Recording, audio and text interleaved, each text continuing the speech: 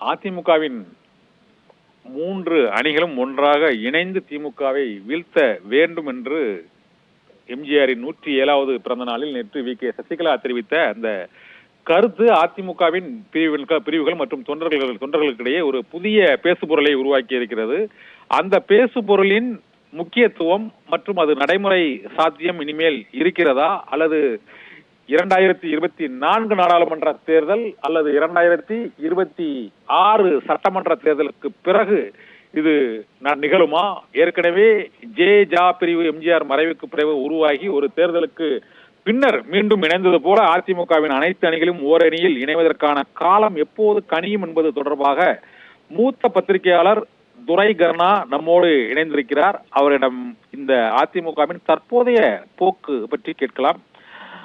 Sir வணக்கம். Sir துரைகரனா sir வணக்கம் sir. வணக்கம் சார், சொல்லுங்க.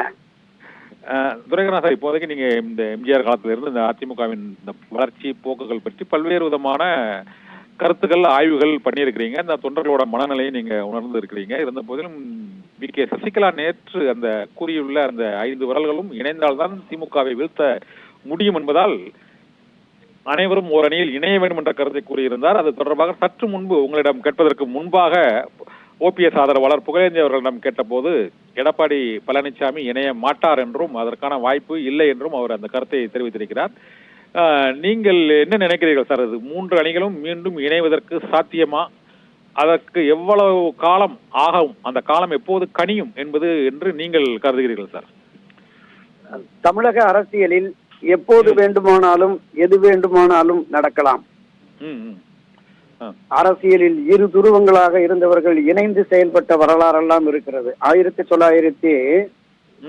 1987 புரட்சித் தலைவர் எம்ஜிஆர் அவர்கள் மறைந்த பிறகு அணிகள் ஜே அணி, ஜா அணி என்று பிரிந்து மிக கடுமையான விமர்சனங்களை வைத்த நிலையில் 89 தோல்வி என்பது அதிமுகவின் அனைத்து நிர்வாகிகளுக்கும் தலைவர்களுக்கும் ஒரு பாடத்தை கற்பித்து ஒன்றுபட்ட அதிமுக தான் திமுகவை வீழ்த்த முடியும் என்கிற உணர்வோடு இணைந்து பயணித்ததால் 91 ஒரு மாபெரும் வெற்றியை பெற்றார்கள். இந்த பாடம் என்பது அண்ணா திராவிட முன்னேற்ற கழகத்தில் இருக்கிற தலைவர்கள், தொண்டர்கள் அனைவரும் உணர்ந்திருக்கிறார்கள்.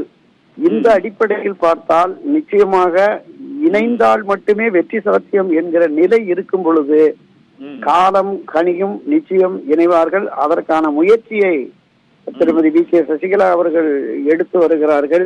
அது தனக்கு நம்பிக்கை அளிப்பதாகவும் அவர்கள் தெரிவித்திருக்கிறார்கள். எடப்பாடி பழனிசாமி அவர்கள் ஒரு பிடிவாதமான போக்கில் தான் அடித்த மூப்பாக அவர் செயல்பட்டு வருகிறார்.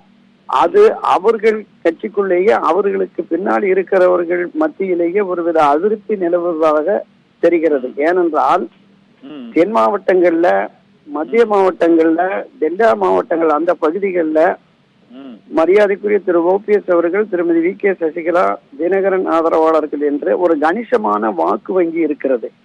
குறைந்தபட்சம் ஒரு 5-7% வாக்கு வங்கி இருக்கும். இந்த வாக்கு வங்கி தனியாக பிரிகிற பொழுது நிச்சயமாக எடப்பாடி பழனிசாமி அணிக்கு வெற்றி சாத்தியமே இல்லை.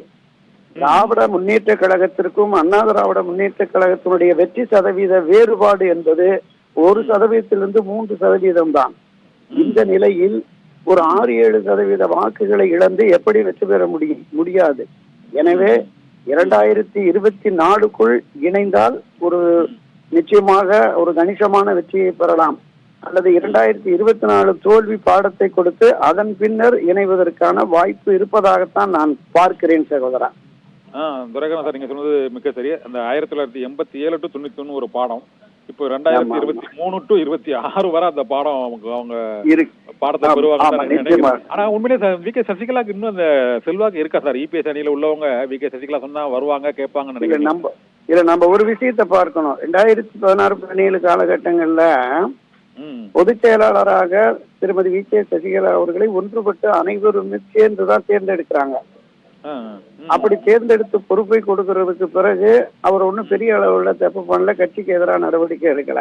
ஒரு குற்றச்சாட்டின் அடிப்படையில அவர் சிறை சென்று மீண்டு கட்சியை நான் ஒருங்கிணைக்கிறேன் என்கிற வகையில தான் வர்றாங்க. இடையில ஏற்பட்ட பிரச்சனைகள் என்பது ஒருங்கிணைப்பாளர், இணை ஒருங்கிணைப்பாளர் என்று இவர்கள் பயணித்த அந்த விஷயம், அதன் பிறகு இவர்கள் இருவருக்குள்ள ஏற்பட்ட பிரச்சனை, இது எல்லாமே இப்ப 2 பக்கம் இபிஎஸ் பிளஸ் ஓபிஎஸ் என்று வருகிற பொழுது இந்த இரு தரப்பையும் சமாதானப்படுத்துவதற்கு என்னால் முடியும், எனக்கு அந்த அனுபவம் இருக்கிறது, நான் அம்மாவிடம் பாடம் கற்றிருக்கிறேன் என்று திருமதி வி.கே. சசிகலா முயற்சி எடுக்கிறார். அந்த முயற்சி நிச்சயமாக வெற்றியை தரும் என்றுதான் நானும் நம்புகிறேன்.